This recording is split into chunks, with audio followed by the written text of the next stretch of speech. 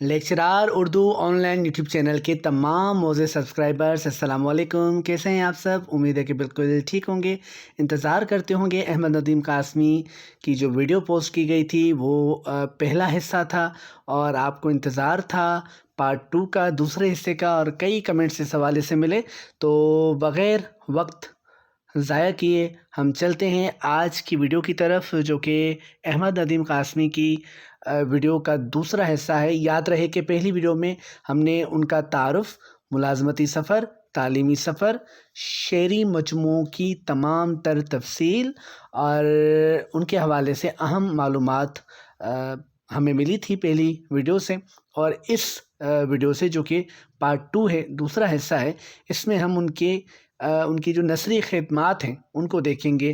ख़ाका निगारी को, अफ़सानवी मजमूओं को, उनकी अफ़सानवी ख़ुसूसियात को, और फ़िल्म इंडस्ट्री से वो वाबस्ता रहे, किन फ़िल्मों के मुकालमे लिखे, गीत निगारी किन फ़िल्मों के लिए की, और तनकीद के हवाले से उनका क्या काम है। ठीक है जी, बच्चों के अदब के हवाले से उन्होंने क्या काम किया। तो इन तमाम सवालात के जवाबात आज की इस वीडियो में मौजूद हैं। तो चलते हैं आज की इस वीडियो की तरफ। पहली वीडियो 20 सवालात पर मुश्तमिल थी और आज की वीडियो का आगाज़ किया जा रहा है सवाल नंबर 21 से, जो कि नसरी हवाले से, उनकी नसरी खिदमात के हवाले से है। अच्छा जी, सवाल क्या है कि आपने अहमद नदीम कासमी के तमाम शेरी मजमूओं से मुतल्लिक़ तफसील से बताया। उनका शुमार उर्दू के अहम तरीन अफ़साना निगारों में भी होता है। उनका पहला अफ़सानवी मजमूआ कौन सा था और कब शाया हुआ था? इस सवाल का जवाब क्या होगा? इसका जवाब होगा जी सर, अहमद नदीम कासमी उर्दू के माया नाज अफ़साना निगार थे। उनका पहला अफ़सानवी मजमूआ चौपाल के नाम से 1939 में शाया हुआ। इस मजमूए में 14 अफ़साने शामिल थे। इस मजमूए के अहम अफ़सानों में हरजाई, गैरतमंद बेटा और बेगुनाह नुमायाँ अफ़साने हैं। अगला सवाल, कासमी साहब का दूसरा मजमूआ कौन सा था? तफसील से बताइए। सर, बगुले कासमी साहब का दूसरा मजमूआ है जो 1941 में छपा। दीबाचा मारूफ अफसाना निगार कृष्ण चंद्र ने लिखा है और इंतसाब पीरज़ादा मोहम्मद बख्श कासमी के नाम है। 20 अफसानों पर मबनी इस मजमूए के अहम अफसानों में तोबा मेरी, सुर्ख टोपी और अस्सलामु अलैकुम शामिल हैं। तुलुओ गुरूब अहमद नदीम कासमी का तीसरा अफसानवी मजमूआ है। इससे मुतल्लिक़ आप क्या जानते हैं?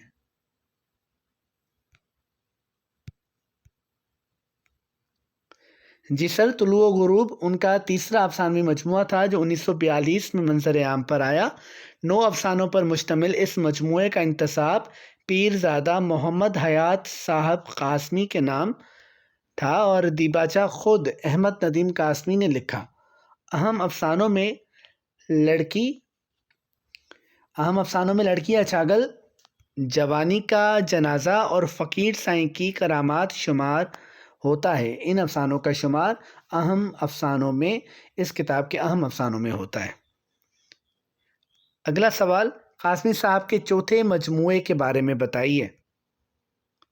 15 अफसानों पर मबनी गिरदाब कासमी साहब का चौथा मजमूआ था जो 1943 को छपा। किताब का इंतसाब खुर्शीद अहमद ख़ां के नाम है, जबकि मुख्तसर दीबाचा उन्होंने, यानी अहमद नदीम कासमी ने खुद लिखा था। फसाद, पगली, मस्जिद के मीनार और रोशनदानों के शीशे इस मजमूए के अहम अफसाने हैं। अगला सवाल है, अफसानवी मजमूआ सैलाब के बारे में आप क्या जानते हैं? सर, सैलाब अहमद नदीम कासमी का 5वां अफसानवी मजमूआ था। ये भी 1943 में शाया हुआ। इस किताब का इंतसाब नंद, यानी नंदलाल, ये दोस्त थे अहमद नदीम कासमी के, उनके नाम है और दीबाचा बातें के ज़ेर उन्वान उन्होंने, यानी अहमद नदीम कासमी ने खुद लिखा। कासमी साहब के छठे अफसानवी मजमूए के बारे में कुछ बताइए। सर, कासमी साहब का छठा अफसानवी मजमूआ आंचल है जो 1944 में शाया हुआ। 11 افسانوں پر مبنی اس کتاب کا انتساب اختر شیرانی کے نام ہے، جبکہ دیباچہ انہوں نے خود لکھا ہے۔ اس مجموعے کے اہم افسانوں میں مہنگائی الاؤنس، سانولا، خربوزے، سائے اور نامرد شامل ہیں۔ آنچل کے بعد قاسمی صاحب کا کون سا مجموعہ منظر عام پر آیا؟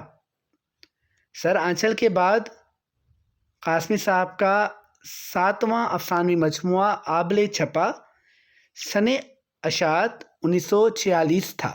کتاب کا انتساب سعادت حسن منٹو کے نام ہے، جبکہ دیباچہ موجود نہیں ہے۔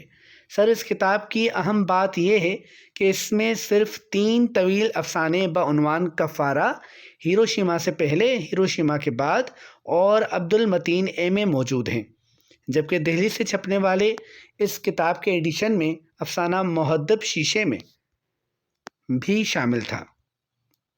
اگلا سوال، احمد ندیم قاسمی کا 8واں افسانوی مجموعہ کون سا تھا اور کب شائع ہوا؟ اگر یہ سوال کیا جائے تو اس سوال کا جواب کیا ہوگا، یعنی ان کا 8واں افسانوی مجموعہ کون سا تھا؟ تو ہم کہیں گے کہ سر 8 افسانوں پر مبنی۔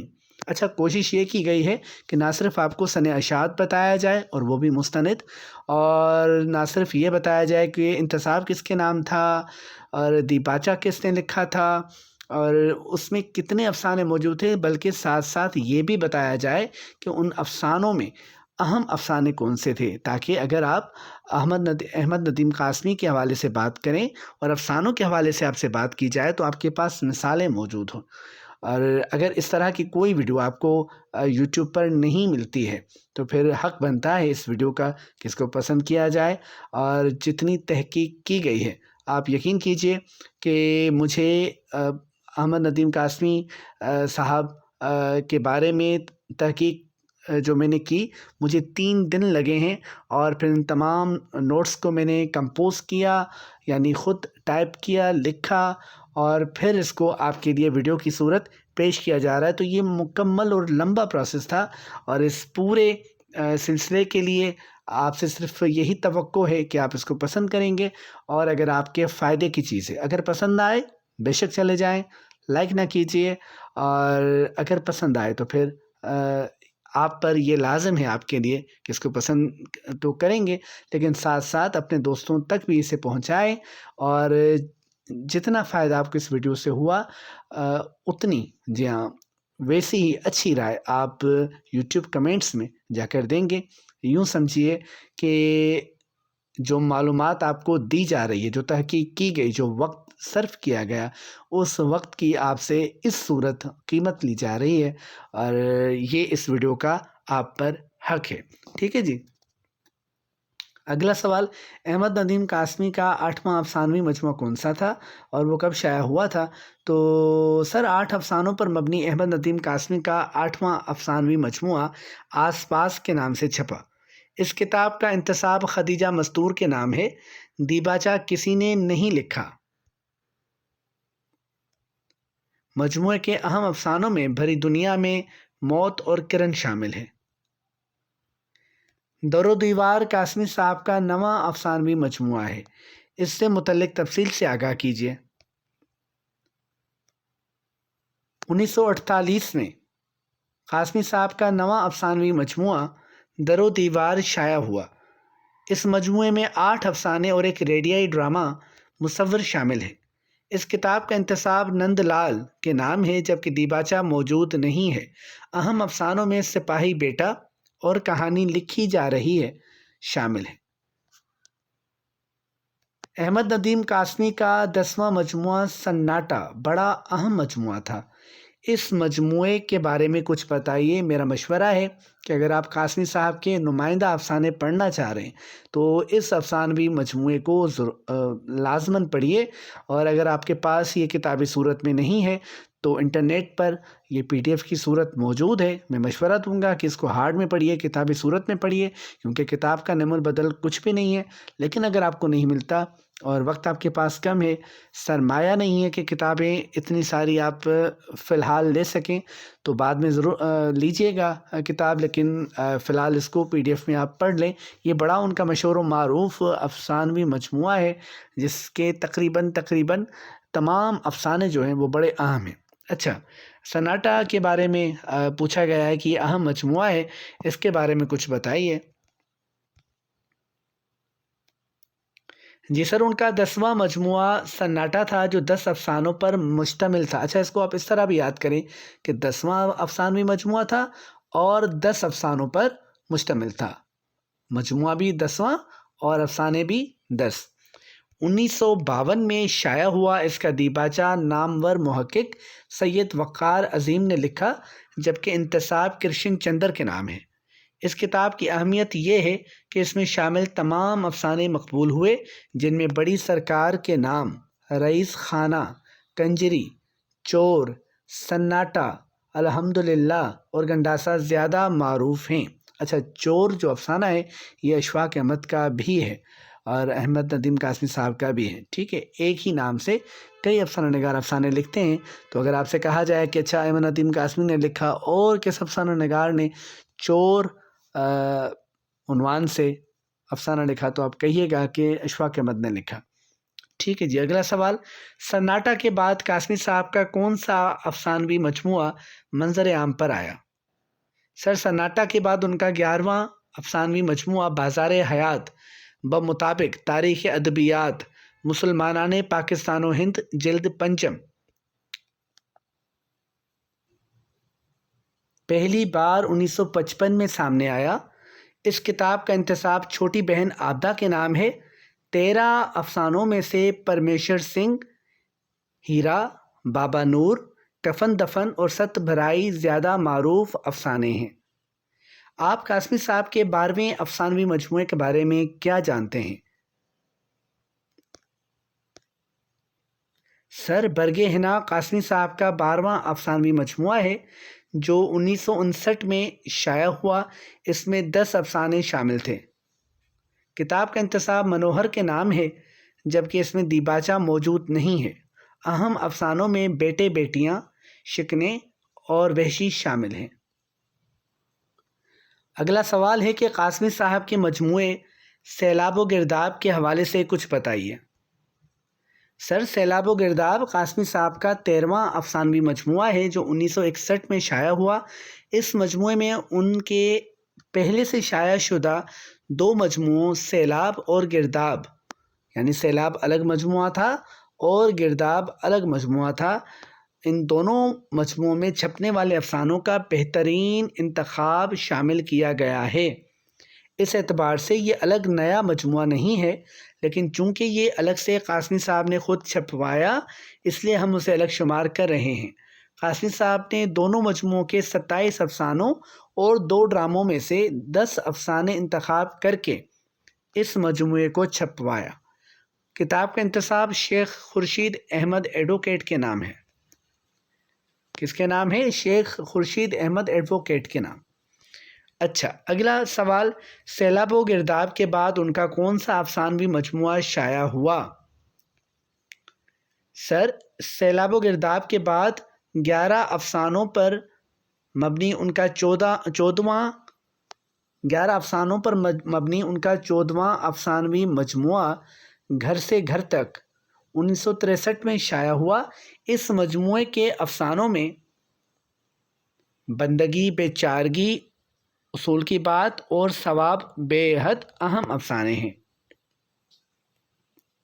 اگلا سوال، قاسمی صاحب کا 15واں افسانوی مجموعہ کپاس کا پھول تھا، اس سے متعلق آپ کیا جانتے ہیں؟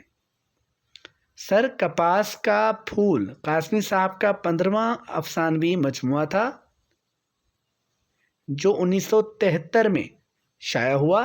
اس کتاب کا انتساب موجد کے نام ہے، جبکہ اس میں دیباچہ موجود نہیں ہے۔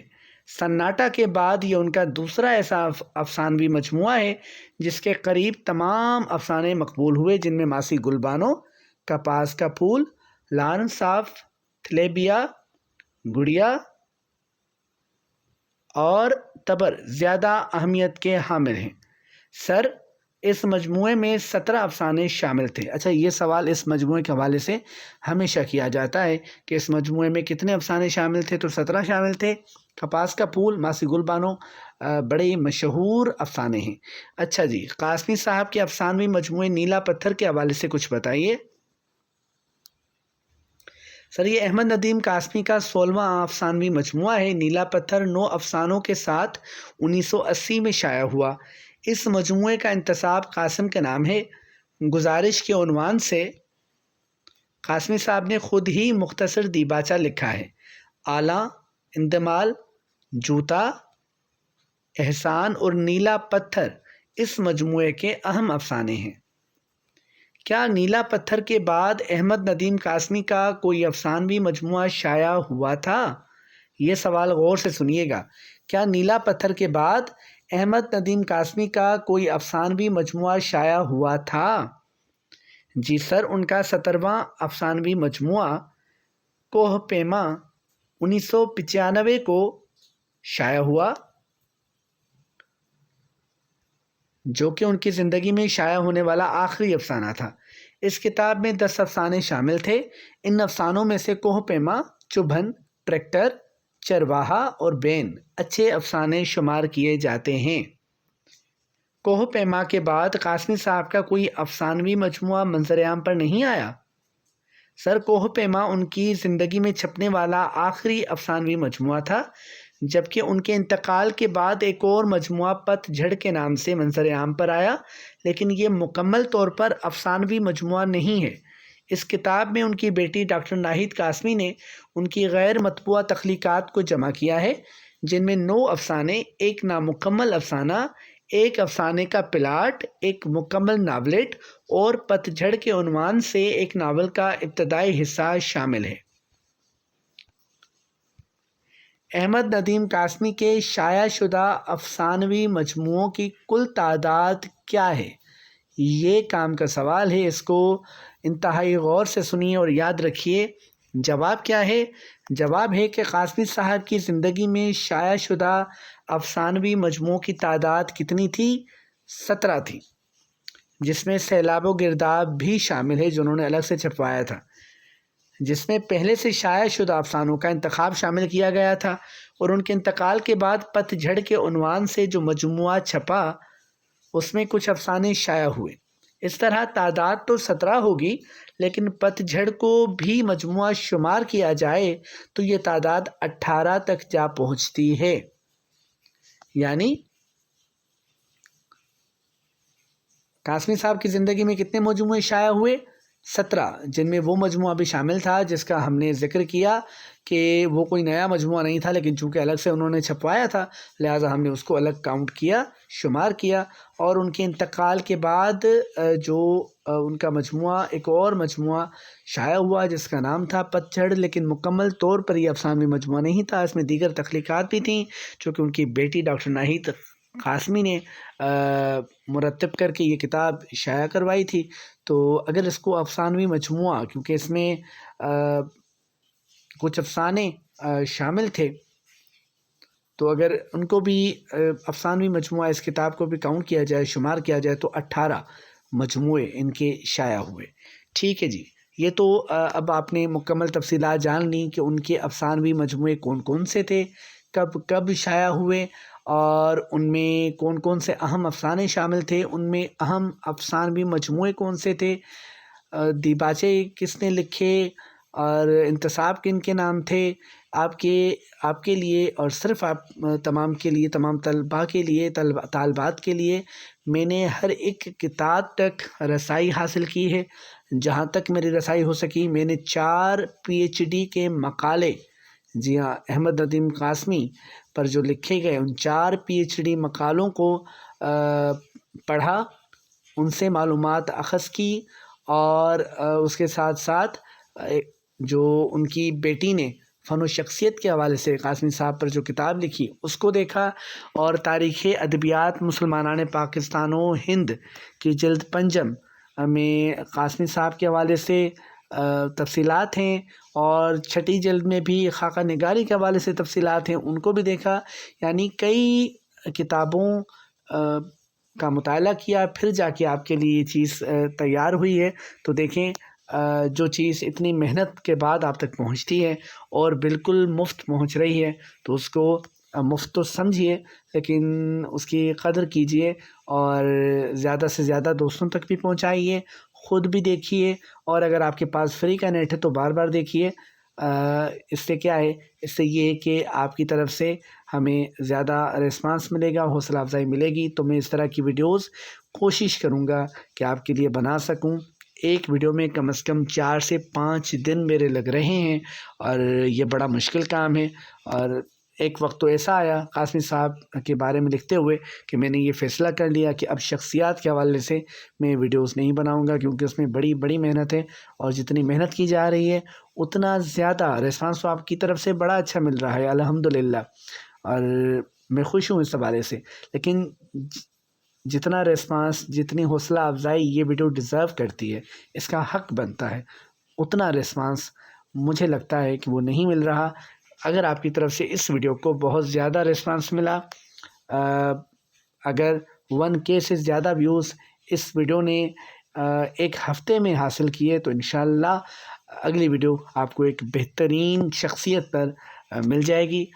ورنہ پھر میں کوشش کروں گا کہ شخصیات پر ویڈیوز نہ بناؤں، کیونکہ ظاہر ہے کہ جب آپ اس کو زیادہ پسند نہیں کرتے تو اس کا مطلب یہ ہے کہ یہ آپ کے لیے فائدہ مند، آپ سمجھتے ہیں کہ فائدہ مند ہمارے لیے نہیں ہے. تو جو چیز فائدہ مند نہیں ہے اس کو کیوں بنایا جائے؟ تو اگر فائدہ مند ہے تو ساتھ دیجیے ہمارا. اچھا جی، اگلا سوال. بارش کی آواز آپ کو بیک گراؤنڈ میں آتی ہوگی. دیکھیں یہاں پر لائٹ بھی نہیں ہے، اور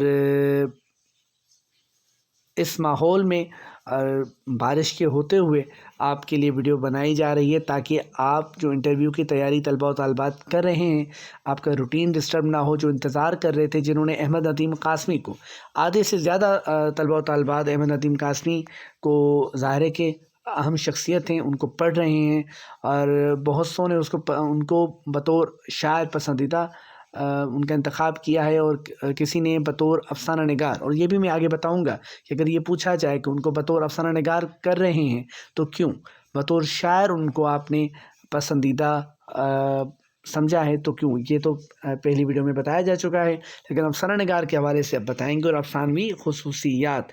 اب آتے ہیں جی ان کے موضوعات کی طرف. احمد ندیم قاسمی کے افسانوں کے موضوعات کون سے ہیں؟ کیا انہوں نے کسی ایک موضوع پر افسانے لکھے، یا ان کے یہاں مختلف موضوعات موجود ہیں؟ کہا جاتا ہے نا کہ دیہات جو ہے وہ احمد ندیم قاسمی کا حوالہ ہے، اور دیہاتی زندگی پر انہوں نے لکھا. تو اب دیکھتے ہیں کہ کیا صرف یہی ان کا موضوع ہے، یا ان کو پڑھنے والوں کی خامی یہ ہے کہ انہوں نے صرف انہی افسانوں کو پڑھا جو دیہاتی زندگی کی نمائندگی کرتے ہیں. تو دیکھتے ہیں، نئی باتیں پتہ چلیں گی، اور یہ تحقیقی باتیں ہیں، اور یہ میں اپنی طرف سے آپ کو نہیں بتا رہا. جس بھی سوال میں آپ کو شبہ ہو، دیکھیں نو ون از پرفیکٹ، میں پرفیکٹ نہیں ہوں، بہت سی غلطیاں میں کر سکتا ہوں. میں نے کوشش کی ہے، جس قدر ایک انسان کوشش کر سکتا ہے، میں نے کوشش کی ہے کہ غلطیاں نہ ہوں، اور انشاءاللہ نہیں ہوئی ہوں گی، کیونکہ میں نے 2 بار اس کو بعد میں پڑھا بھی ہے. لیکن پھر بھی اگر کہیں مجھ سے کوئی غلطی ہو گئی ہے، یا آپ کو کسی سوال کے جواب میں شبہ ہے، تو مجھے کمنٹ میں لکھیے گا، اور میری عادت ہے کہ میں ہر کمنٹ کا جواب دینے کی کوشش کرتا ہوں. تو جی، موضوعات کے حوالے سے بات کرتے ہیں. سر، احمد ندیم قاسمی کے افسانے کسی ایک موضوع پر نہیں، بلکہ ان کے یہاں موضوعات کا تنوع ملتا ہے. رومانویت، دیہی زندگی، شہری زندگی، تقسیم ہند اور جنگ سے متعلقہ مسائل پر انہوں نے افسانے لکھے ہیں. انہوں نے ابتدا میں جو افسانے لکھے وہ رومانوی افسانے تھے، لیکن ان کی رومانویت میں بھی حقیقت پسندی ہے، تخیلاتی اور داستانی فضا نہیں ہے. ان کے کردار اگر محبت کرتے ہیں تو معاشرے کی ان رسومات سے بھی لڑتے نظر آتے ہیں جو انہیں ایک ہونے نہیں دیتی. ان کے افسانے عام زندگی میں پیش آنے والے واقعات و حوادث پر مبنی ہوتے ہیں، اسی لیے غیر حقیقی نہیں لگتے. غریب کا تحفہ، سونے کا ہار، جان ایمان کی خیر، ایک رات چوپال پر، سپنوں کا محل، سائے اور ہر جائے اس قسم کے رومانوی افسانوں کی اہم مثالیں ہیں. وہ رومانویت برائے رومانویت کے قائل نہ تھے، بلکہ رومانویت کے ساتھ جو پیغام وہ دینا چاہتے ہیں وہ دینے میں کامیاب بھی ہوتے ہیں۔ چوپال اور بگولے کہ زیادہ تر افسانے اسی نوعیت کے ہیں۔ اچھا، آپ ان کے اصل موضوع کی طرف آتے ہیں جس کے حوالے سے وہ بہت زیادہ معروف بھی ہیں۔ سر دیہی زندگی ان کا اہم موضوع رہی ہے۔ وہ چونکہ خود پنجاب کے دیہات سے وابستہ تھے، لہٰذا اس کی ترجمانی کے لیے انہیں تصور کی مدد درکار نہ تھی، یعنی وہ خود وہاں موجود تھے۔ اگر میں تاج محل پر کوئی نظم لکھوں، کوئی شعر کہوں، تو مجھے اس کے لیے تصور کی آنکھ سے تاج محل کو محسوس کرنا ہوگا، دیکھنا ہوگا اور پھر شعر کہنا ہوگا۔ ظاہر ہے کہ پھر تصور کی جو اڑان ہے وہ اتنی بلند نہیں ہوتی جتنا مشاہدہ ہوتا ہے اگر کسی نے آنکھوں سے دیکھا ہو۔ تو چونکہ وہ دیہاتی تھے، اب جیسے میرا تعلق دیہات سے نہیں ہے، بدقسمتی سے میں چاہتا تھا کہ کاش ہمارا بھی کوئی گاؤں ہوتا، تو گاؤں مجھے بہت آپ سمجھیں کہ پسندیدہ جگہ ہے میری، ٹھیک ہے جی۔ تو لیکن اب کیا کریں، نہیں ہے۔ لیکن قاسمی صاحب کا گاؤں تھا، وہ گاؤں کی زندگی کے عادی تھے، وہ وہاں پر رہے تھے، لہٰذا انہیں تصور کی آنکھ سے گاؤں کی زندگی اور ان کے مسائل کو دیکھنے کی ضرورت نہ تھی۔ وہ خود مشاہدہ کرتے تھے، کر چکے تھے۔ انہوں نے اپنے ارد گرد لوگوں کے جو بھی مسائل دیکھے وہ افسانوں میں بیان کر دیے۔ انہوں نے طلوع و غروب اچھا جی، ان کی کتاب ہے طلوع و غروب کے اس کے دیباچے میں انہوں نے لکھا ہے کہ میں نے دیہاتی موضوع پر صرف اس لیے قلم اٹھایا تھا۔ یہ بڑی اہم اسٹیٹمنٹ ہے، رائے ہے، بات ہے، اس کو سنیے گا۔ انہوں نے دیباچے میں کیا لکھا ہے طلوع و غروب کے دیباچے میں کہ میں نے دیہاتی موضوع پر صرف اس لیے قلم اٹھایا تھا کہ پنجاب کے دیہات کو صحیح رنگوں میں پیش کرنے والا مجھے کوئی نظر نہ آیا۔ پوچھتے ہیں نا کہ پریم چند تو پہلے دیہاتی افسانہ نگار تھے، دیہات پر لکھا تھا، قاسمی نے کیوں لکھا حالانکہ یہ دعویٰ کر رہے ہیں مجھے ایسا کوئی نظر ہی نہیں آیا؟ تو غور کیجئے کہ جس نے پنجاب کے دیہات کو صحیح رنگوں میں پیش کیا تھا۔ دیکھیں، ایک سوال کے جواب کے اندر میں آپ کو دوسرا جواب بھی دے رہا ہوں، اب یہاں سے اخذ کیجئے گا۔ دیہات کا پس منظر، وہاں کی ندی نالیاں، پیڑ پودے، جنگل، جانور، موسم، کھیت اور ان کھیتوں میں کام کرتے ہوئے محنت کش کسان، ان کسانوں کے مسائل اور ہر وہ چیز ان کے افسانوں کا موضوع بنی ہے جو دیہاتی زندگی سے گہری وابستگی رکھتی ہے۔ طلوع غروب کے دیباچے میں وہ لکھتے ہیں، اور کیا لکھتے ہیں کہ گاؤں میرے افسانوں کے لیے صرف پس منظر کا کام دیتا ہے اور اس میں رہنے والے انسان میرا فانوس کردار ہیں۔ دکھ سکھ کا قانون ہندوستان کے دیگر حصوں اور دنیا کے دوسرے ملکوں میں بھی وہی ہے جو ان دیہات میں رائج ہے۔ ان کے اپنے بیان کے مطابق انہیں کوئی اور ایسا افسانہ نگار نظر نہیں آیا جو پنجاب کے دیہات کی زندگی کو اس رنگ میں بیان کر سکے، لہٰذا انہوں نے اس ضرورت کو محسوس کیا اور دیہی زندگی کو اپنا اہم موضوع بنایا۔ انہوں نے ادب برائے ادب اور ادب برائے زندگی کے نظریوں سے ہٹ کر اپنے دیہاتی غیور، غریب اور محنتی بھائیوں کے احساسات و جذبات کو افسانوں کی صورت پیش کرنے کی کوشش کی۔ تو جی، اگر آپ سے یہ سوال کیا جائے کہ ان کے موضوعات کون سے تھے، تو میں نے آپ کو بتایا کہ نہ صرف دیہات کو موضوع بنایا، دیہات کے مسائل کو بنایا، بلکہ رومانوی افسانہ نگار بھی وہ تھے، لیکن جلد ہی وہ پھر مقصدیت کی طرف آ گئے، لیکن ان کی رومانویت میں بھی مقصدیت موجود تھی۔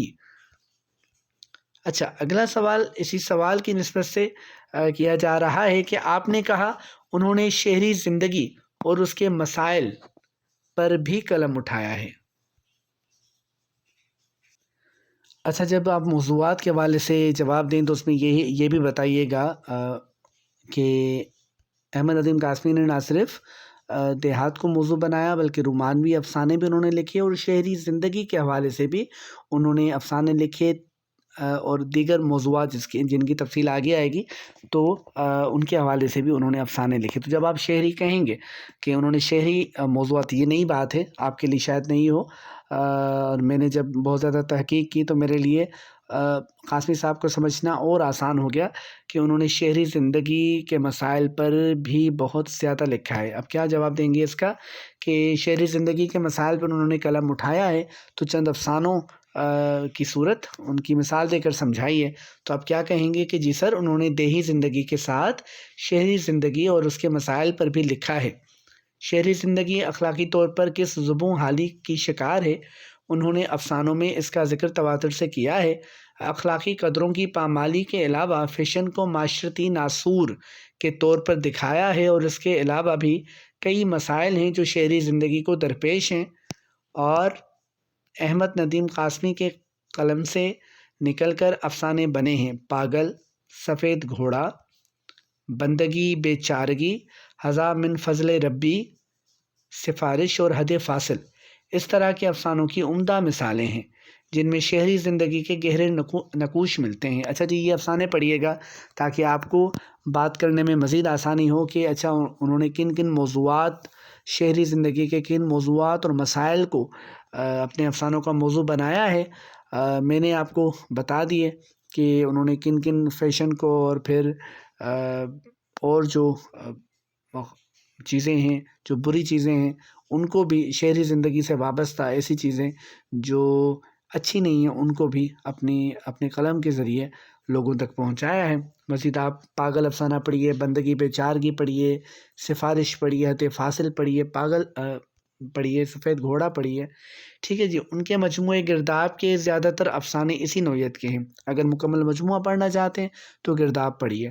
اس کتاب کے دیباچے میں وہ رقم تراز ہیں کہ یہاں کہاں، شہر میں انسان ہی بستے ہیں۔ میں نے یہاں جو کچھ دیکھا، جو کچھ سنا اور جو کچھ محسوس کیا وہ کہانیوں کی شکل میں پیش کر رہا ہوں۔ اچھا جی، انہوں نے یہاں یعنی شہر میں جو کچھ دیکھا، وہ پشاور بھی رہے، وہ لمبے عرصے تک لاہور میں مقیم رہے، ٹھیک، گاؤں کے تو وہ تھے، اور جب اپنے چچا کے ساتھ رہتے تھے، جو پہلی ویڈیو میں ہم نے تفصیل بتائی، تو مختلف شہروں میں ان کا رہنا ہوتا تھا، شیخو پورہ گئے، ٹھیک، تو وہاں کی شہری زندگی کو بھی انہوں نے قریب سے محسوس کیا اور ان پر بھی لکھا۔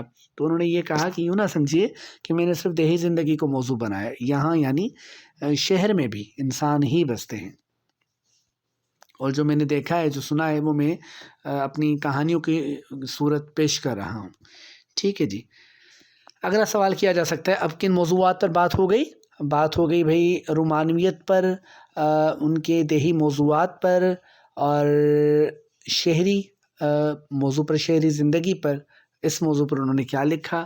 اس پر ایک اور موضوع بھی، اور بڑا اہم موضوع ہے، جس دور میں قاسمی صاحب موجود تھے اس دور میں یہ موضوع منظر عام پر آیا، اور تقریباً تمام افسانہ نگاروں نے اس موضوع پر لکھا، اور حق بنتا تھا اس موضوع کا کہ اس پر لکھا جائے۔ وہ موضوع تھا تقسیم کا موضوع، تقسیم ہند کا، جب پاکستان وجود میں آیا الحمدللہ، اور ہمیں ایک پاک وطن کی صورت یہ ملک ملا، تو اس پوری جدوجہد میں جو فسادات ہوئے، جو معاملات ہوئے، ان تمام چیزوں کو ایک افسانہ نگار کی نظر سے، یعنی ہر چیز سے بلند ہو کر ایک انسان کی نظر سے، ایک رائٹر کی نظر سے افسانہ نگاروں نے دیکھا، تو احمد ندیم قاسمی صاحب نے بھی اس پر لکھا۔ تو سوال کیا جا رہا ہے کہ تقسیم کے موضوع پر لکھے گئے ان کے 2 افسانوں کی مثال دے کر بتائیے کہ کیا انہوں نے اس موضوع سے انصاف کیا ہے۔ یعنی منٹو نے کتنے اچھے افسانے لکھے، کرشن چندر نے کتنے اچھے لکھے، عصمت نے بڑے اچھے افسانے لکھے اس دور میں، بیدی نے لکھے، بلونت سنگھ نے لکھے، تو کیا احمد ندیم قاسمی نے بھی اس معیار کے افسانے لکھے؟ جی سر، بالکل، قاسمی صاحب ایک ذمہ دار اور بیدار افسانہ نگار تھے۔ تقسیم کا واقعہ جب رونما ہوا تو وہ پشاور میں تھے، ریڈیو اسٹیشن پر وہ کام کرتے تھے، جہاں سے وہ واپس لاہور آ گئے تھے۔ ان کی سیاسی وابستگی مسلم لیگ کے ساتھ تھی اور بہت گہری تھی، لیکن بحیثیت افسانہ نگار، اب یہ کام کی بات ہے، بحیثیت افسانہ نگار وہ کسی مخصوص نظریے کے قائل نہ تھے، بلکہ انسان دوستی کا جذبہ ان کے نزدیک تمام تر جذبات پر حاوی تھا، اور اسی جذبے سے مغلوب ہو کر انہوں نے تقسیم کے موضوع پر پرمیشر سنگھ جیسا شاہکار افسانہ لکھا، جو تقسیم کے موضوع پر اردو میں لکھے ہوئے چند بہترین افسانوں میں شمار ہوتا ہے۔ اس افسانے میں ایک سکھ باپ دکھایا گیا ہے جس کا بیٹا کرتار سنگھ فسادات میں گم ہو جاتا ہے اور اسے ایک مسلمان لڑکا اختر مل جاتا ہے۔ اس نفرت کے ماحول میں اس باپ کو چھوٹے اختر میں اپنا بیٹا نظر آتا ہے۔ بیوی، بیٹی اور گاؤں والوں کی مخالفت کے باوجود وہ اختر کی پرورش بڑے پیار سے کرتا ہے، اور اسی پیار کے جذبے سے مغلوب ہو کر وہ اسے پاکستان کی سرحد تک چھوڑنے جاتا ہے تاکہ اختر اپنے ماں باپ سے مل سکے اور شاید اس نیکی کے بدلے اس کا بیٹا کرتار سنگھ، جسے وہ کرتارا کہتا ہے، اسے واپس مل جائے۔ لیکن اختر کو چھوڑتے ہوئے پاکستان کی سرحد کی حفاظت کرنے والے فوجیوں کو اپنے حلیے کے باعث اختر اور وہ سکھ نظر آتے ہیں، چونکہ کیس ان کے بڑے ہوئے ہوتے ہیں اور دور سے تو کوئی آواز بھی نہیں آتی، تو حلیہ ان کا یہ تھا کہ شک پڑا فوجیوں کو کہ یہ پاکستانی نہیں ہے، یہ ہندوستانی ہے، اور ظاہر ہے کہ سرحد کی حفاظت کے لیے حفاظتی اقدامات تو ضرور کرنے ہوتے ہیں۔ تو بہرحال تو وہ فوجی جو ہوتے ہیں وہ کیا کرتے ہیں، وہ ممکنہ خطرے سے بچنے کے لیے فائر کر دیتے ہیں، جس سے وہ زخمی ہو کر گر جاتا ہے کون، پرمیشر سنگھ، اور کہہ رہا ہوتا ہے کہ مجھے کیوں مارا تم نے، میں تو اختر کے کیس کاٹنا بھول گیا تھا، میں تو اختر کو اس کا دھرم واپس دینے آیا تھا یارو۔ سر، اس افسانے کا مرکزی نقطہ انسان دوستی کا جذبہ ہے، جس کے زیر اثر دشمن کا بچہ بھی اپنا بچہ معلوم ہوتا ہے۔ سر قاسمی صاحب کا دوسرا افسانہ میں انسان ہوں تقسیم کے موضوع پر لکھا ہوا بڑا جاندار افسانہ ہے، جس میں ایک بوڑھے کردار کی زبانی تقسیم کے نتیجے میں ہونے والے فسادات اور خون ریزی کو بیان کیا گیا ہے۔ یعنی دو افسانوں کی مثالیں مانگی گئیں تو دو افسانوں کی مثالیں تھیں کہ ان افسانوں میں انہوں نے تقسیم کے موضوع کو بیان کیا ہے، جس میں پرمیشر سنگھ بڑا لازوال افسانہ اور میں انسان ہوں، آپ یہ افسانہ بھی ضرور پڑھیے گا۔ اچھا، جنگ کے مسائل پر بھی قاسمی صاحب نے افسانے لکھے ہیں، اس حوالے سے آپ کیا جانتے ہیں؟ یعنی ہم اب چوتھے بڑے موضوع کی طرف آ رہے ہیں۔ چھوٹے چھوٹے جو موضوعات ہیں ظاہر ہے کہ ان پر ہر ایک پر تفصیل سے بات نہیں ہو سکتی، لیکن اہم موضوعات پر جو مرکزی موضوعات ہیں ان پر جن پر لکھا انہوں نے، تو ان میں ایک موضوع جنگ بھی ہے۔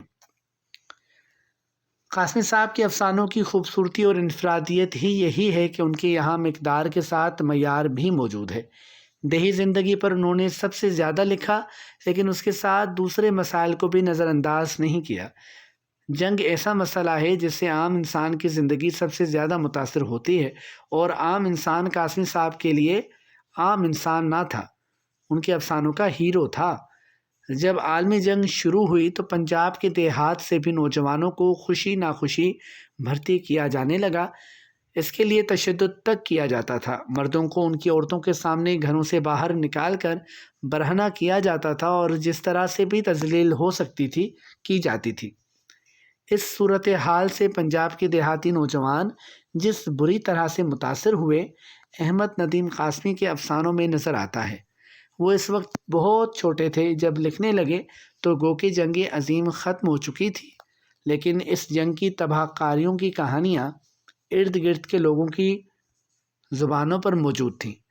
انہوں نے نہ صرف یہ دردناک کہانیاں سنی بلکہ سن کر اس درد کو محسوس بھی کیا، اور پھر اپنے افسانوں کے ذریعے آئندہ نسلوں تک یہ پیغام پہنچایا کہ جنگ تباہی اور جبر کے سوا کچھ نہیں۔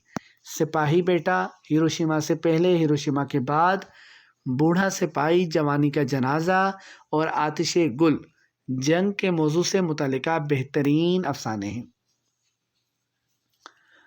اب آپ کئی ویڈیوز دیکھتے ہوں گے یوٹیوب پر، بہترین بھی ہوں گی، اگر بہترین ہو تو ضرور دیکھا کیجیے۔ ہمیشہ کی طرح آپ کو نصیحت یہ کروں گا، لیکن یہ بات بھی نوٹ کیا کیجیے، آپ اہل علم ہیں اور صاحب مطالعہ ہیں، یقیناً ہوں گے، تو کہ ان ویڈیوز میں جو مٹیریل، جو نوٹس یا جو تحریر آپ تک پہنچائی جاتی ہے، وہ آپ زیادہ تر ویڈیوز میں آپ یہ دیکھیں گے کہ مختلف ویب سائٹس سے، مختلف جگہوں سے وہ چیز لے کر کاپی کر کے اور پھر اس کو پیسٹ کیا جاتا ہے اور آپ کے لیے پیش کیا جاتا ہے، اور آپ اس کو لکھتے رہتے ہیں۔ اگر اچھی چیز ہے تو بلا شبہ اس میں کوئی شک نہیں ہے کہ آپ اس کو لکھیں، یاد کریں، اور اگر متفق ہیں تو ضرور کیجیے۔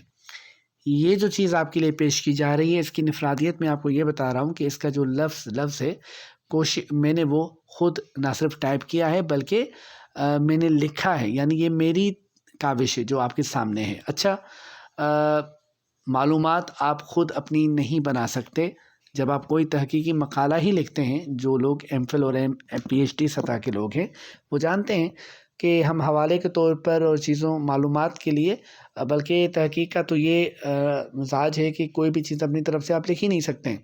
تو یہ ایک تحقیقی طرز کے نوٹس ہیں جو میں آپ کے لیے پیش کر رہا ہوں، اور یہ کہیں سے نیٹ پر اگر آپ کو اس طرح کی چیزیں مل جائیں تو مجھے کمنٹس میں بتائیے گا کہ سر آپ نے فلاں جگہ سے جو ہے وہ چیز لی ہے۔ بالکل نہیں، ایسا کبھی نہیں ہوتا۔ مجھے کام کرتے ہوئے دیر ہو سکتی ہے، دن لگ سکتے ہیں۔ کچھ لوگ روزانہ ویڈیوز اپلوڈ کرتے ہیں، ان کی یہ قابلیت ہے، کرتے رہیں۔ مجھ میں یہ قابلیت نہیں ہے۔ میں چاہتا ہوں کہ جو بھی کام ہو وہ بہترین ہو، اور اپنی پوری کوشش کرتا ہوں۔ پھر کہوں گا انسان ہوں، مکمل نہیں ہو سکتا، مکمل میرے رب کی ذات ہے، اور میں نے کوشش کی ہے اور حتی الامکان کوشش کی ہے کہ اس میں کہیں پر بھی کوئی بھی غلطی نہ ہو۔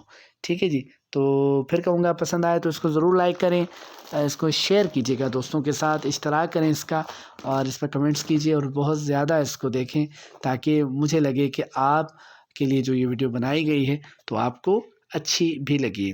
اگلا سوال،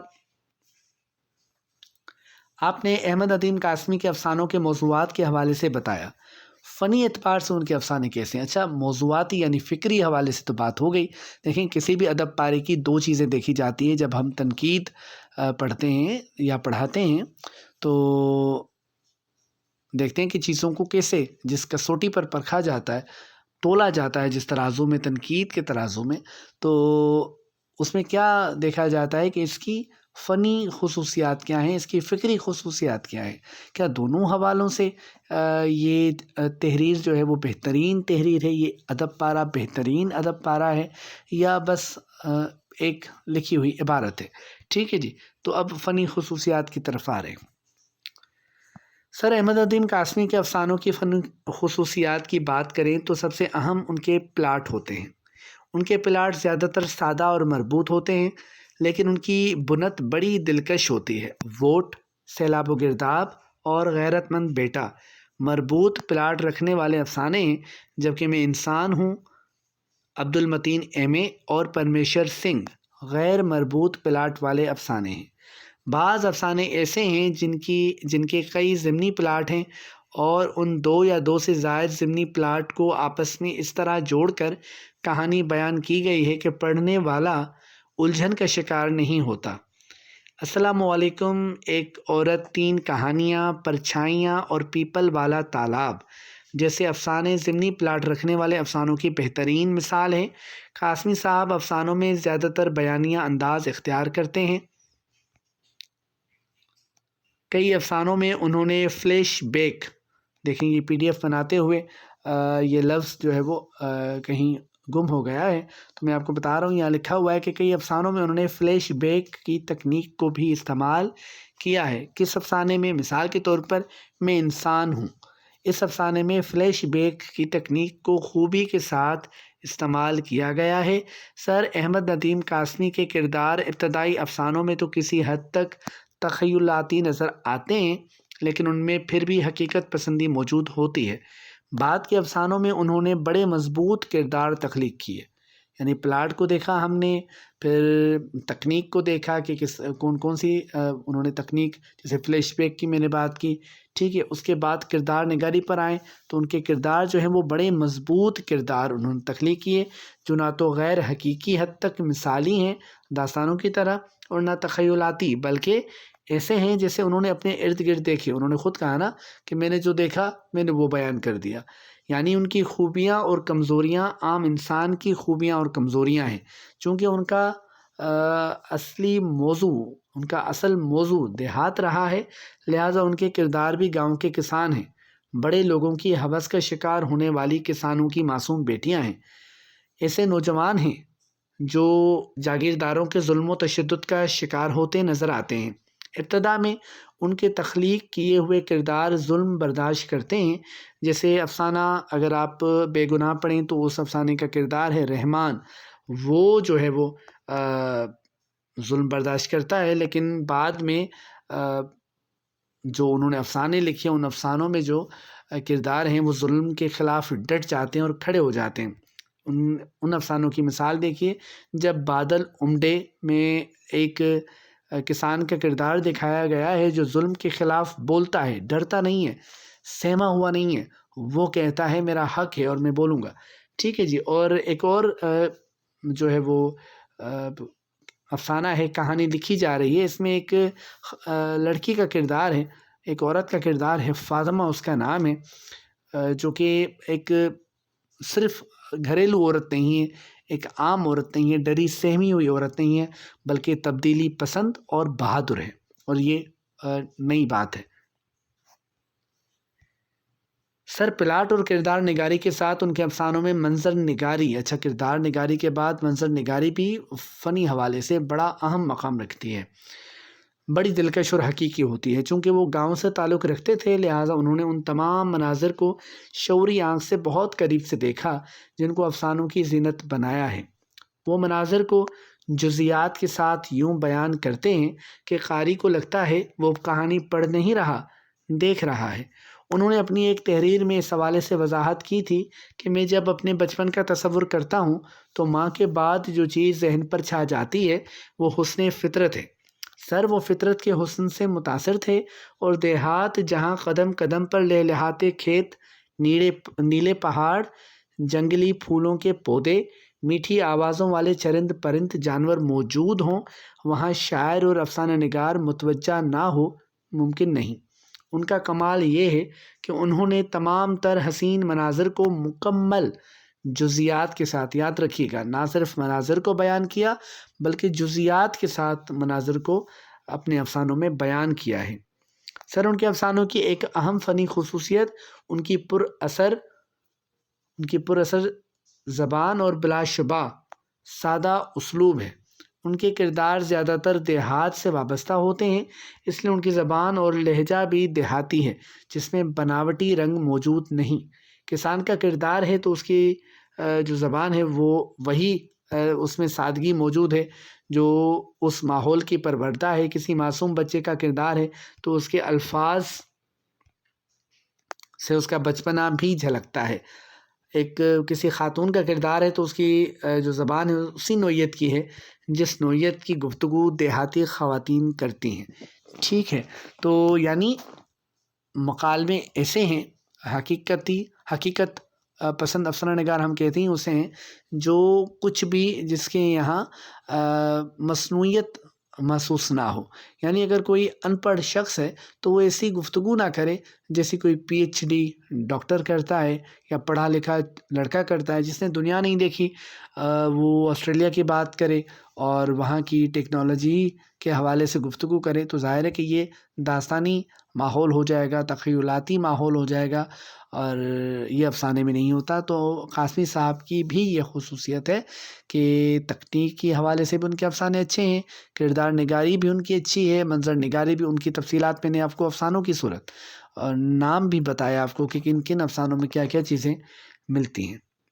ٹھیک ہے جی، اچھا اب ایک اور اہم سوال، احمد ندیم قاسمی ترقی پسند تحریک سے بھی وابستہ رہے، اس حوالے سے کچھ بتائیے سر۔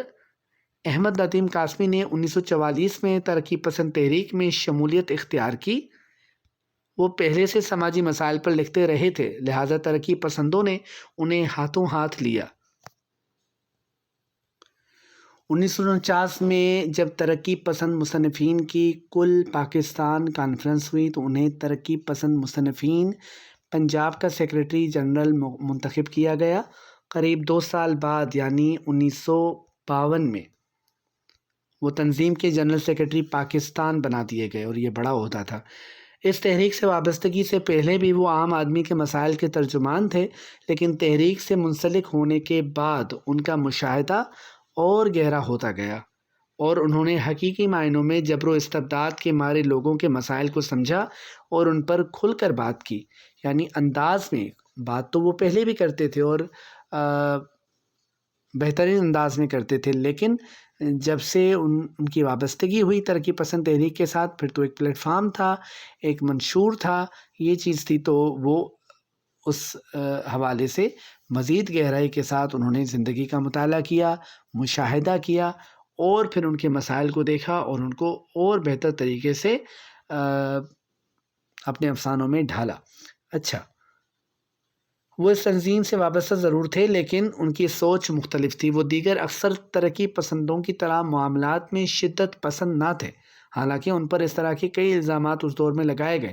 وہ ایک جگہ خود لکھتے ہیں کہ الحمدللہ میں ایک مسلمان ہوں، میں نے پیروں کے خاندان میں آنکھ کھولی، مذہب کو ایک قوت محبت کی روشنی سمجھتا ہوں۔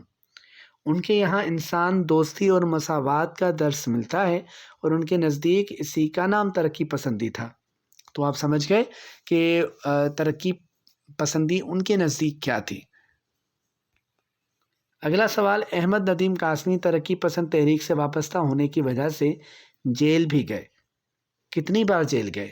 اچھا، ایک میرے طالب علم ہیں خیبر پختونخوا کے پی کے، تو وہ وہاں انٹرویو کی وہ تیاری کر رہے ہیں۔ انہوں نے مجھے بتایا کہ سر ہمارے یہاں جو انٹرویو ہوئے تھے تو ان انٹرویوز میں ایک سوال بار بار پوچھا گیا کہ 1958 میں احمد ندیم قاسمی کے ساتھ کون سا واقعہ پیش آیا تھا؟ تو اس کا جواب اگر ہو سکے تو آپ کسی ویڈیو کی صورت بھی دیجیے گا تاکہ دیگر طلبہ و طالبات جو آپ کو سنتے ہیں ان کو تو میں نے جواب واٹس ایپ پر ہی، کیونکہ وہ پرسنل میں پڑھتے ہیں اور ان کے ساتھ مسلسل جو بھی میرے پاس پیڈ اکیڈمی میں طلبہ و طالبات موجود ہیں ان سے میں مسلسل رابطے میں رہتا ہوں، رہنمائی جتنی میں کر سکتا ہوں کرتا ہوں اور ہر ممکن حوالے سے ان کے جو بھی مسائل ہوتے ہیں ان کو حل کرتا ہوں۔ تو بہرحال انہوں نے جو سوال کیا تو میں نے اس سوال کا جواب دیا، اور لیکن یہ سوچا کہ اس سوال کو بھی شامل کریں گے۔ تو جی، احمد ندیم قاسمی تحریک سے وابستہ تھے، ترقی پسند تحریک سے، اور حکومت وقت کے چونکہ یہ لوگ بہت زیادہ حامی نہ تھے تو حکومت وقت ان کو بہت زیادہ پسند بھی نہیں کرتی تھی۔ تو جیل گئے تھے جی، یہ اہم واقعہ تھا، لیکن ایک بار وہ جیل نہیں گئے تھے، 2 بار جیل گئے تھے۔ تو پوچھا گیا کہ وہ جیل بھی گئے تھے تو کتنی بار گئے تھے؟ تو جواب اس کا کیا ہوگا کہ وہ وہ سیفٹی ایکٹ کے تحت پہلی بار لیاقت علی خان کے دور میں جب جیل گئے تو وہ سال 1951 تھا۔ اس سال وہ مئی سے نومبر تک قید میں رہے۔ دوسری بار 1958 میں سیفٹی ایکٹ کے تحت ہی بحیثیت مدیر روزنامہ امروز انہیں جیل جانا پڑا۔ اس بار وہ اکتوبر 1958 سے فروری 1959 تک جیل میں رہے۔ یہ ایوب خان کا دور حکومت تھا، یعنی پہلے جب وہ جیل گئے تو وہ کس کا دور حکومت تھا؟ لیاقت علی خان کا۔ اور جب دوسری بار جیل گئے 1958 میں اکتوبر میں، اور ان کی رہائی ہوئی فروری میں اگلے سال 1959 میں، تو یہ دور تھا ایوب خان کا۔ ٹھیک ہے جی، تو آپ کو معلوم ہو گیا کہ سیفٹی ایکٹ کے تحت وہ گئے تھے اور کتنی بار گئے تھے اور کیا اہم واقعہ تھا۔ منشی پریم چند اور احمد ندیم قاسمی کے درمیان کیا مماثلت پائی جاتی ہے اور کیا مختلف ہے؟ میں ایک اور کام بھی کرتا ہوں کہ ایک تو کمنٹس میں آپ جو سوالات کرتے ہیں ان کو پیش نظر رکھتا ہوں جب ویڈیو بناؤں، نوٹس بناؤں، اور اس کے علاوہ فیس بک پر جو میری اپنی آئی ڈی ہے اس پر جس کا لنک میں دیتا ہوں، پہلی ویڈیوز میں دے چکا ہوں اس پر، اور پھر مختلف گروپس جن کا میں حصہ ہوں، تو ان گروپس میں جب بھی کوئی ویڈیو بنانے لگتا ہوں تو اس حوالے سے میں سوال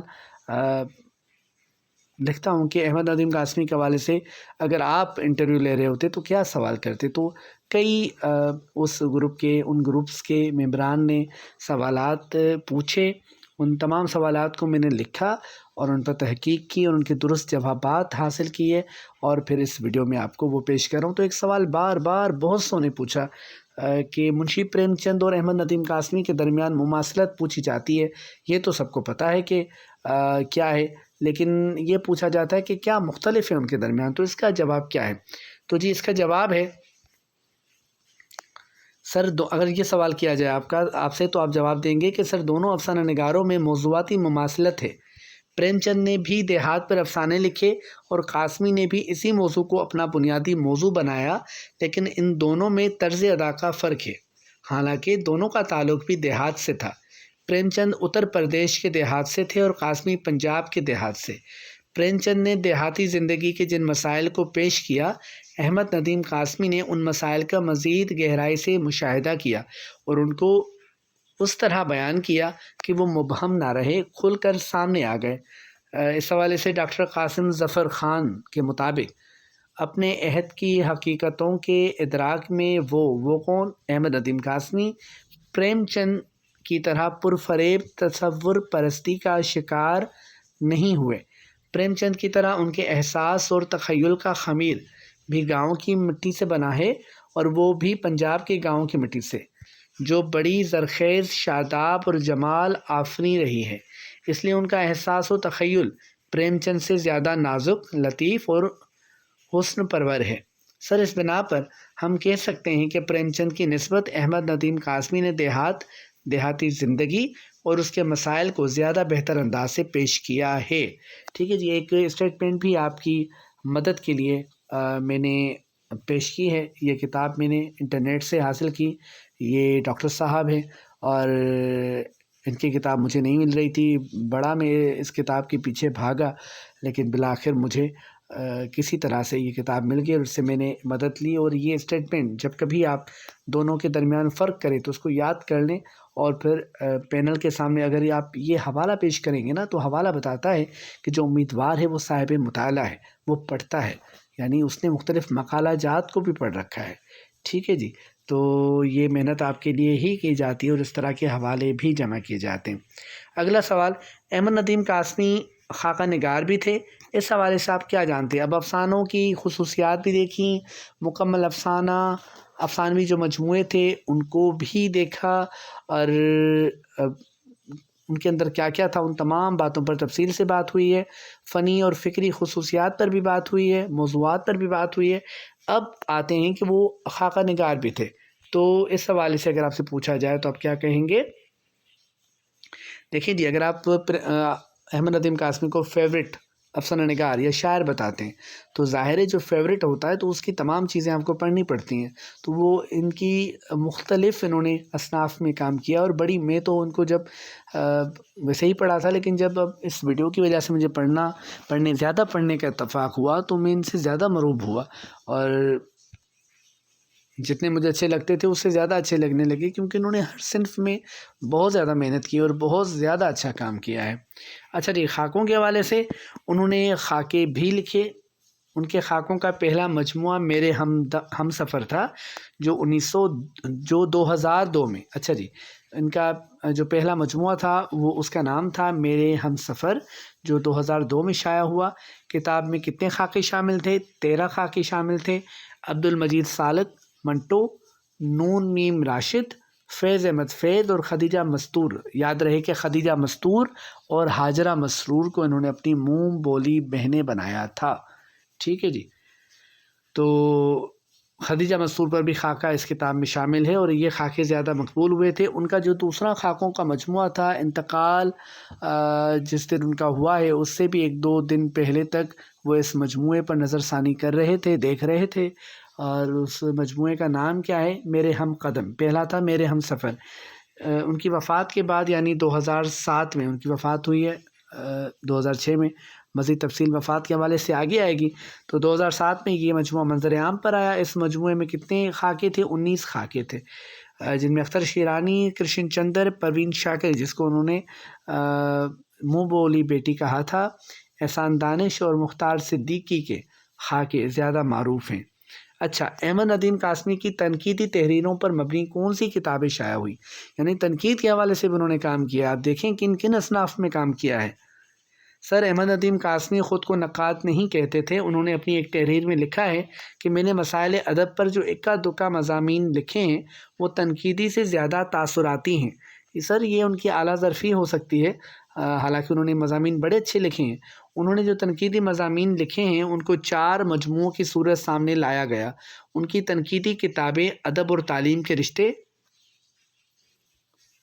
1974 میں، تہذیب و فن 1975 میں، اقبال ایک محکمہ 1977 میں، پس الفاظ 2003 میں اور معنی کی تلاش 2004 میں منظر عام پر آئیں۔ یہ ان کی تنقیدی کتابیں ہیں۔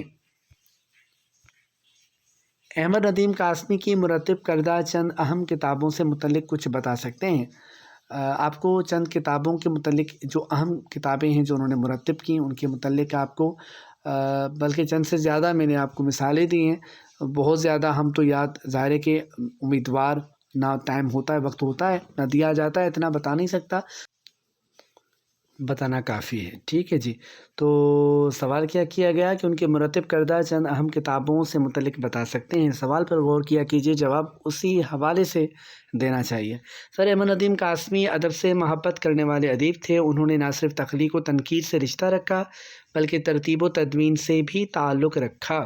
انہوں نے انگڑائیاں کے نام سے مرد افسانہ نگاروں کا انتخاب 1944 میں پیش کیا، جبکہ اسی سال نقوش لطیف کے نام سے خواتین افسانہ نگاروں کا انتخاب بھی پیش کیا۔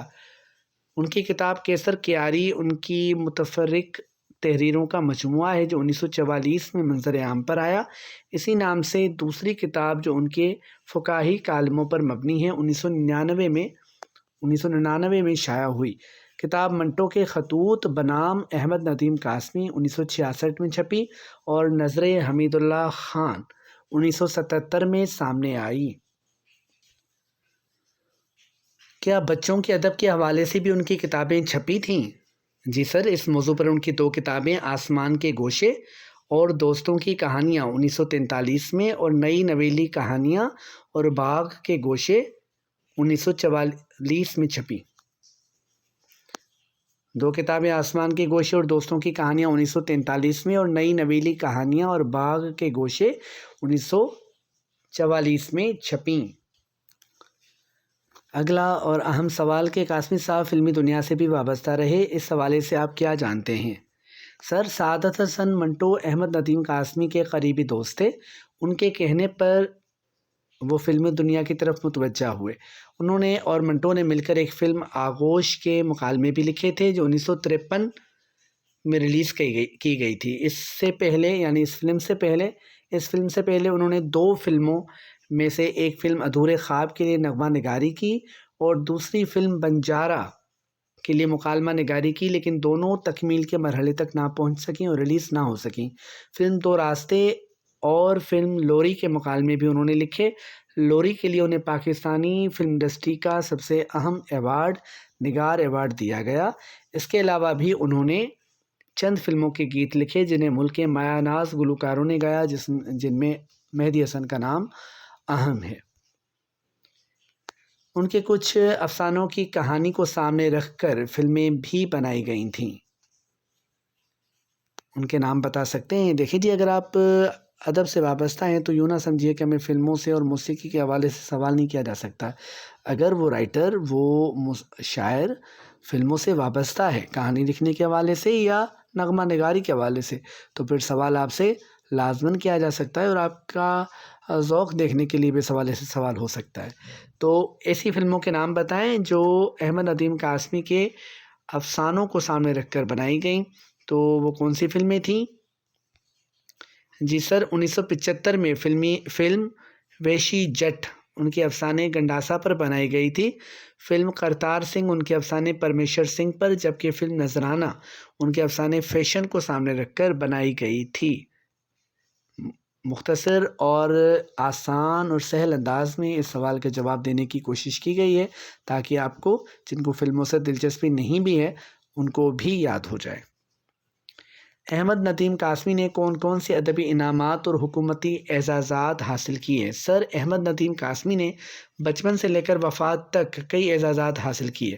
انہوں نے 3 بار ادب کا سب سے بڑا انعام آدم جی ایوارڈ، جو کہ بڑا معتبر ایوارڈ تھا، اپنے شعری مجموعوں پر حاصل کیا۔ یہ انعام پہلی بار انہیں شعری مجموعے دشت وفا پر 1963 میں، دوسری بار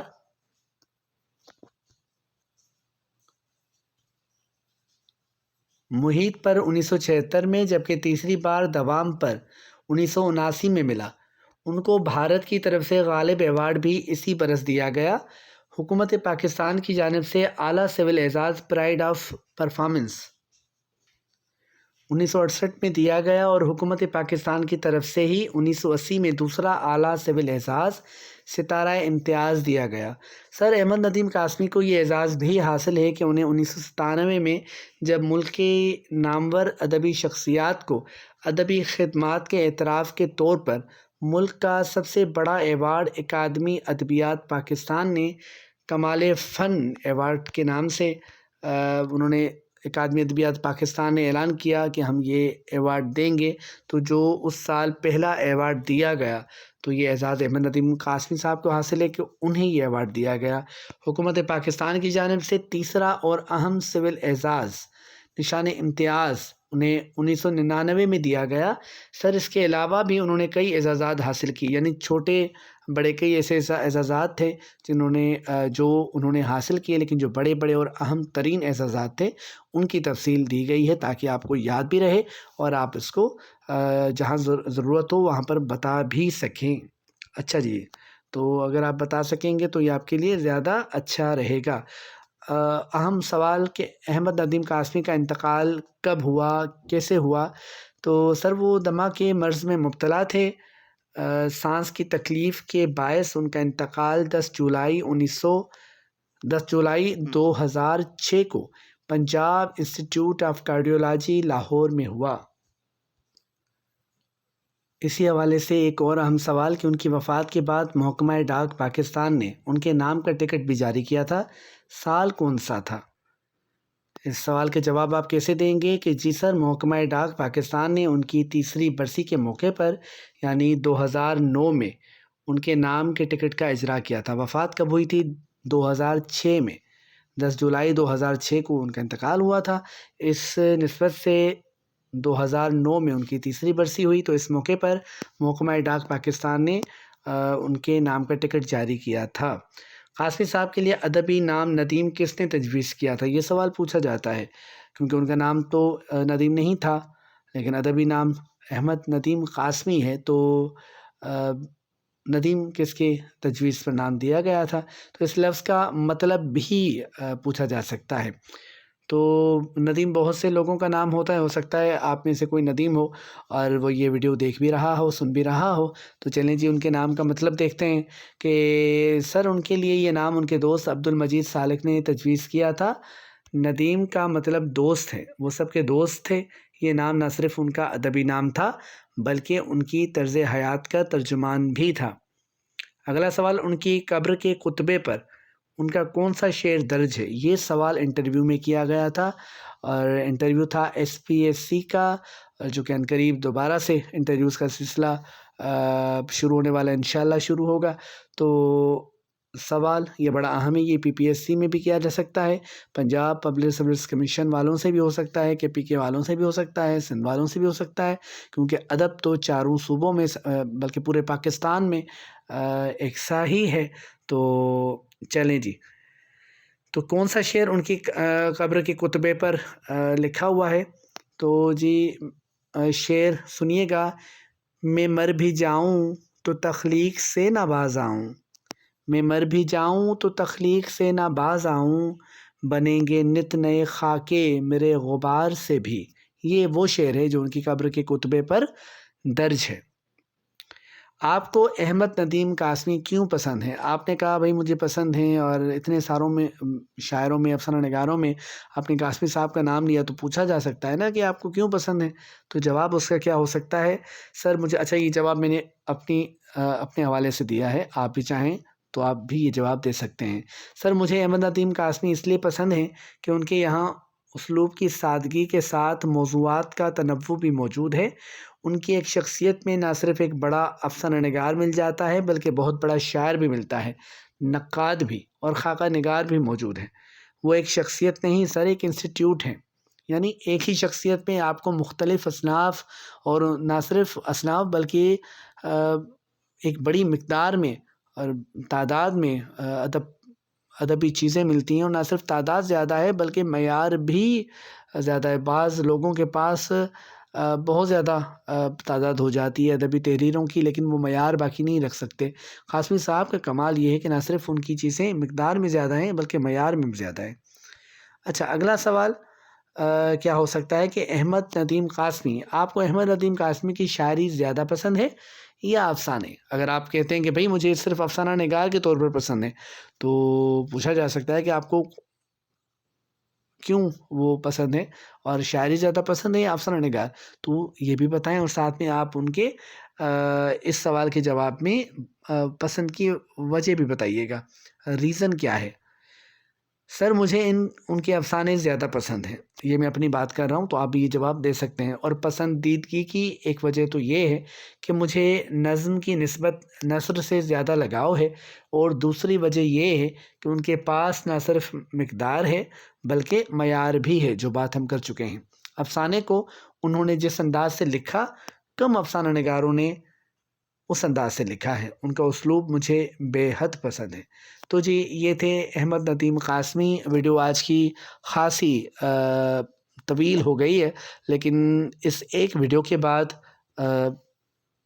آپ دیکھیں گے انشاءاللہ آپ کو احمد ندیم قاسمی کے حوالے سے، پھر شاعری کے حوالے سے، حیات، نثر کے حوالے سے، جتنی بھی اصناف میں انہوں نے جو بھی اہم کام کیا ہے، ان تمام چیزوں کی تفصیل، یعنی ایک پوری زندگی ایک شخص نے قریب 90 سال کی عمر تک انہوں نے گزاری اور بہترین کام کیا، اور کیا خوب کام کیا، اتنے اعزازات ملے ان کی زندگی پر۔ 1 گھنٹے 1.5 گھنٹے کی جو ویڈیو ہے وہ بہت کم ہے، لیکن چونکہ ہمارے لوگوں کی عادت ہے کہ لمبی اور طویل ویڈیوز سے وہ تنگ آ جاتے ہیں، تو اگر آپ تنگ آ جاتے ہیں تو یہ ویڈیو آپ کے لیے نہیں ہے، کیونکہ یہ ان کے لیے ہے جو احمد ندیم قاسمی کو پڑھ رہے ہیں، تاکہ انٹرویو میں اس شخصیت کے حوالے سے جو بھی سوال آئے وہ اس ویڈیو سے باہر نہ جائے۔ میری مکمل کوشش ہے، اور اگر انٹرویو میں آپ کو یہ ویڈیو فائدہ دے تو انٹرویو سے ہال سے نکل کر یوٹیوب پر آ کر اس ویڈیو پر کمنٹ ضرور کیجیے گا دوبارہ۔ ابھی تو آپ دیکھ رہے ہیں، آپ کو پسند آئے تو ضرور کمنٹ کیجیے، دوبارہ کیجیے گا اور کہیے گا کہ سر آپ نے صحیح کہا تھا،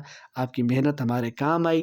تو ایک چیز اچھی ہے تو اس کو سپورٹ کیجیے، اپنا خیال رکھیے، اپنے دوستوں کا خیال رکھیے، اور اپنے اہل خانہ کا خیال رکھیے۔ پڑھیے، بہت زیادہ پڑھیے، محنت کیجیے۔ دیکھیے، محنت کریں، صلہ اللہ پاک دے گا، اور ضرور دے گا، یہ میرا ایمان ہے، آپ کا بھی ایمان ہے۔ تو محنت کریں، بہت کریں۔ انٹرویوز قریب ہیں، KPK میں، پنجاب میں، سندھ میں انٹرویوز ہونے والے ہیں، ریٹن ٹیسٹ ہو چکے ہیں، اور جو کوالیفائی کر چکے ہیں یا جن کے نمبر اچھے ہیں وہ رزلٹ کے ویٹ میں ہیں، انتظار میں ہیں۔ تو آپ سب کے لیے عنقریب رزلٹ آئے گا، آپ کا انتظار ختم ہونے والا ہے، اور پھر آپ کو وقت نہیں ملے گا تیاری کا، اور فوری طور پر انٹرویوز آپ کے لیے جائیں گے۔ تو جتنی جلدی تیاری کر سکیں تو کیجیے۔ کم پڑھیں لیکن بہترین پڑھیں۔ کم پڑھیں سے مراد میری یہ ہے کہ جتنا آپ سمجھ سکیں، یہ نہ ہو کہ پڑھتے جائیں اور سمجھتے نہ جائیں، تو اتنا پڑھنے کی ظاہر ہے کہ پھر اس کا کوئی فائدہ نہیں ہے۔ زیادہ پڑھ کر زیادہ سمجھنے کی صلاحیت آپ کے اندر ہے تو یہ تو سونے پہ سہاگا والا معاملہ ہے۔ تو میری طرف سے بہت دعائیں، خیال رکھیے گا اپنا، پڑھیے، جو بھی سوال ہو اس میں پوچھیے گا کمنٹس باکس میں۔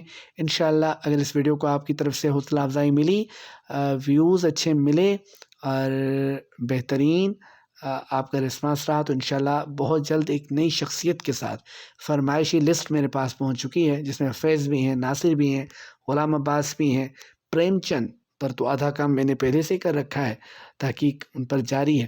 تو اگر آپ کی طرف سے اچھا رسپانس ملا تو اگلی ویڈیو انشاءاللہ ان شخصیات میں سے کسی شخصیت پر بیدی کے حوالے سے کہا گیا تو بنائی جائے گی۔ تب تک کے لیے اللہ حافظ۔